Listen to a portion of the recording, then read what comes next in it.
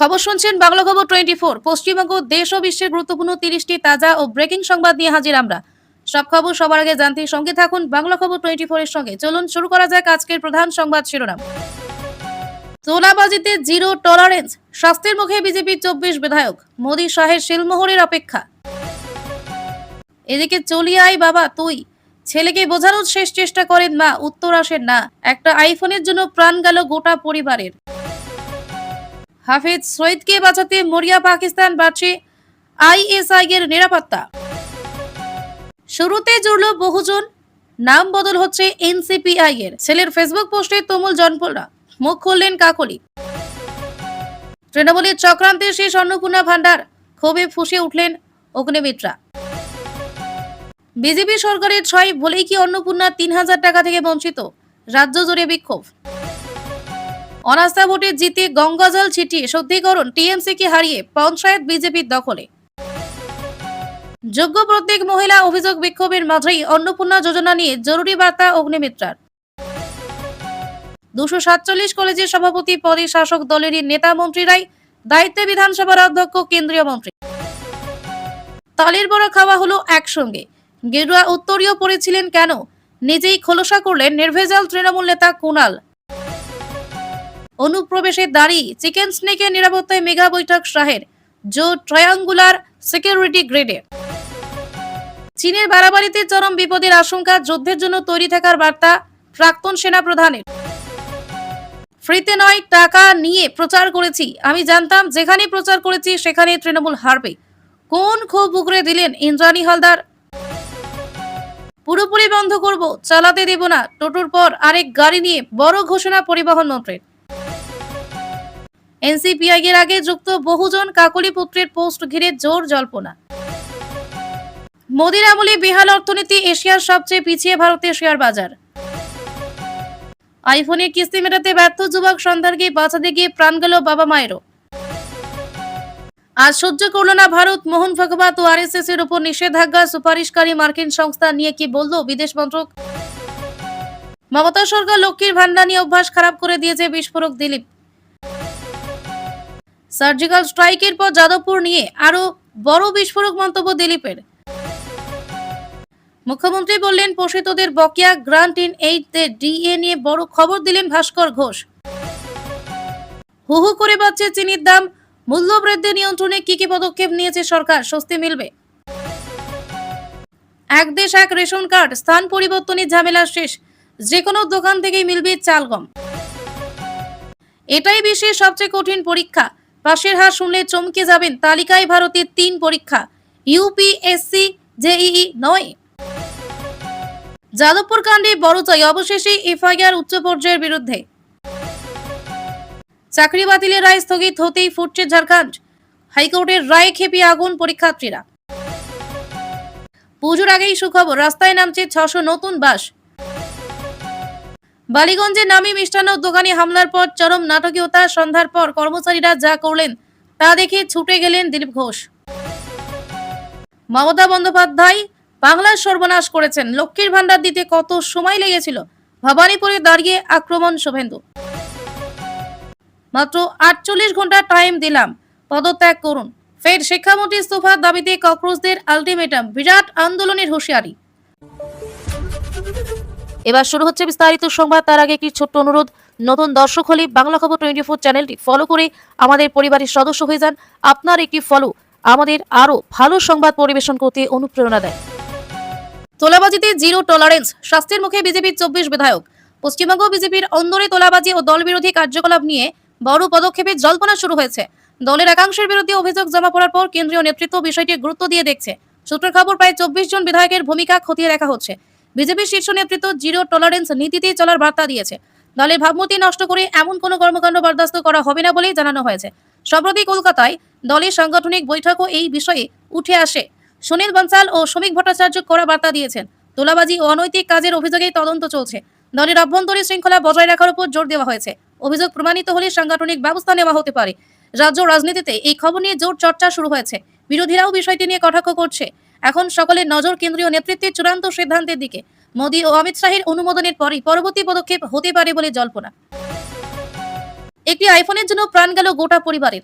একটি মর্মান্তিক পারিবারিক ঘটনার খবর সামনে এসেছে। পরিবারের এক কিশোর একটি আইফোন কেনার ইচ্ছা প্রকাশ করেছিল বলে জানা যায়। বিষয়টি নিয়ে পরিবারের মধ্যে দীর্ঘদিন ধরে অশান্তি চলছিল বলে অভিযোগ। ঘটনার দিন পরিবারের সদস্যরা তাকে বোঝানোর চেষ্টা করেন।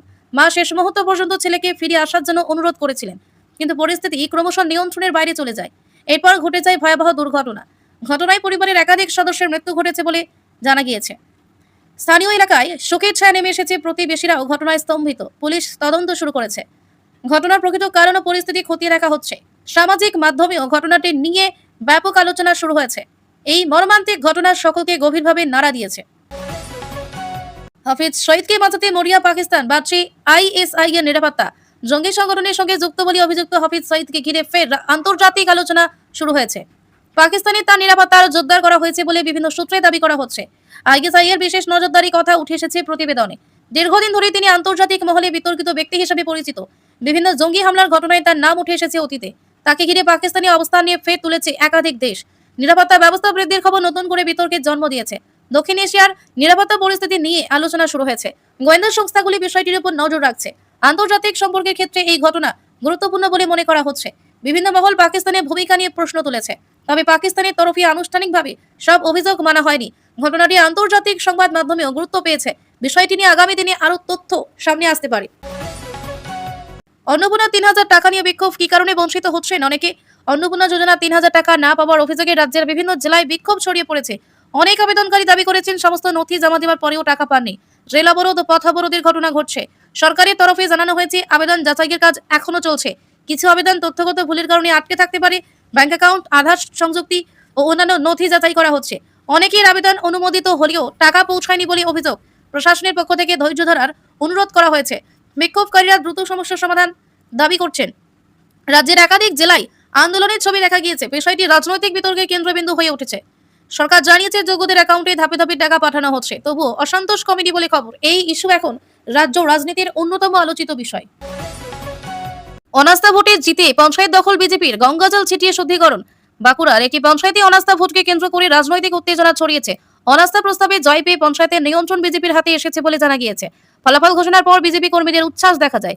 পঞ্চায়েত ভবনে গঙ্গাজল ছিটিয়ে শুদ্ধিকরণের কর্মসূচি পালন করা হয়। এই ঘটনাকে কেন্দ্র করে নতুন রাজনৈতিক বিতর্ক শুরু হয়েছে।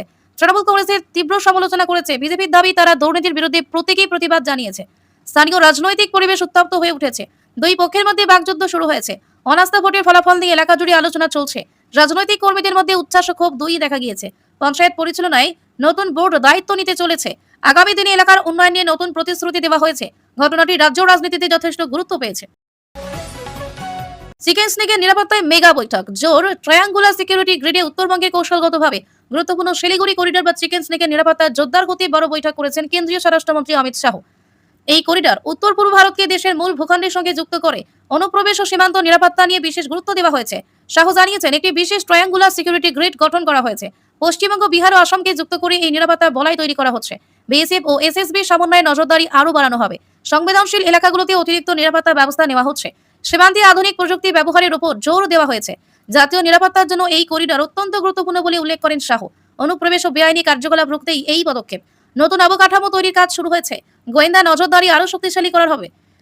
উত্তরবঙ্গে এই সিদ্ধান্তকে অত্যন্ত গুরুত্বপূর্ণ বলে মনে করা হচ্ছে। নিরাপত্তা ব্যবস্থার উন্নয়নে কেন্দ্র বড় বিনিয়োগ করেছে।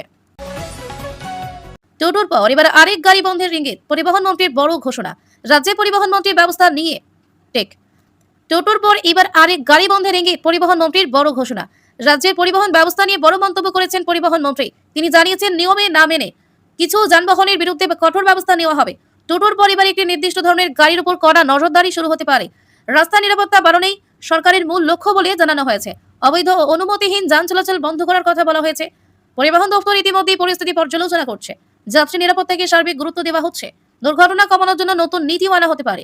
বিভিন্ন পরিবহন সংগঠনের সঙ্গে আলোচনা চলছে। সরকারি নিয়ম মেনে চলার নির্দেশ দেওয়া হয়েছে। আইন ভাঙলে কড়া ব্যবস্থা নেওয়া হবে বলে হুঁশিয়ারি দেওয়া হয়েছে। ঘোষণার পর পরিবহন মহলে ব্যাপক আলোচনা শুরু হয়েছে। সাধারণ মানুষের নিরাপদ যাতায়াত নিশ্চিত করার মূল উদ্দেশ্য। বিষয়টি নিয়ে আগামী দিনে আরও বিস্তারিত নির্দেশিকা প্রকাশ হতে পারে। গ্রান্ট ইন এইড কর্মীদের ডিএ নিয়ে বড় খবর। গ্রান্ট ইন এইড প্রতিষ্ঠানগুলির কর্মীদের মহার্ঘ ভাতা বা ডিএ নিয়ে নতুন আলোচনা শুরু হয়েছে। কর্মচারী সংগঠনের নেতা ভাস্কর ঘোষ এই বিষয়ে গুরুত্বপূর্ণ মন্তব্য করেছেন। তিনি বলেন, মুখ্যমন্ত্রী বকেয়া ডিএ নিয়ে ইতিবাচক বার্তা দিয়েছেন। দীর্ঘদিন ধরে কর্মীরা ডিএ বৃদ্ধির দাবি জানিয়ে আসছেন। বিষয়টি নিয়ে কর্মচারী মহলে নতুন আশার সঞ্চার হয়েছে। পুজোর আগে কোনো সুখবর আসতে পারে বলে জল্পনা চলছে। বিভিন্ন সংগঠন সরকারের সঙ্গে যোগাযোগ রাখছে। বকেয়া অর্থ প্রদানের বিষয়টি গুরুত্ব দিয়ে দেখা হচ্ছে। অনেক কর্মী এই সিদ্ধান্তের অপেক্ষায় রয়েছেন। ডিএ সংক্রান্ত মামলা এখনো আলোচনায় রয়েছে। সরকারি ঘোষণা না আসা পর্যন্ত চূড়ান্ত কিছু বলা সম্ভব নয়। তবুও কর্মচারী মহলে ইতিবাচক মনোভাব দেখা যাচ্ছে। পুজোর মৌসুমে এই ইস্যু বিশেষ গুরুত্ব পেয়েছে। পরবর্তী সরকারি সিদ্ধান্তের দিকে নজর রয়েছে সকলের। এক দেশ এক রেশন কার্ড প্রকল্পে বড় সুবিধা। এক দেশ এক রেশন কার্ড প্রকল্পের মাধ্যমে রেশন ব্যবস্থার বড় পরিবর্তন এসেছে। এখন উপভোক্তারা দেশের যে কোনো প্রান্ত থেকে রেশন তুলতে পারবেন। স্থান পরিবর্তন করলেও রেশন পাওয়ার ক্ষেত্রে আর সমস্যা হবে না। অন্য রাজ্যে কাজ করতে যাওয়া শ্রমিকদের জন্য এটি বিশেষ সুবিধাজনক। আধার সংযুক্ত রেশন কার্ডের মাধ্যমে পরিষেবা পাওয়া যাবে। যে কোনো অনুমোদিত রেশন দোকান থেকে চাল ও গম সংগ্রহ করা সম্ভব হবে। ডিজিটাল প্রযুক্তির মাধ্যমে পুরো ব্যবস্থা পরিচালিত হচ্ছে।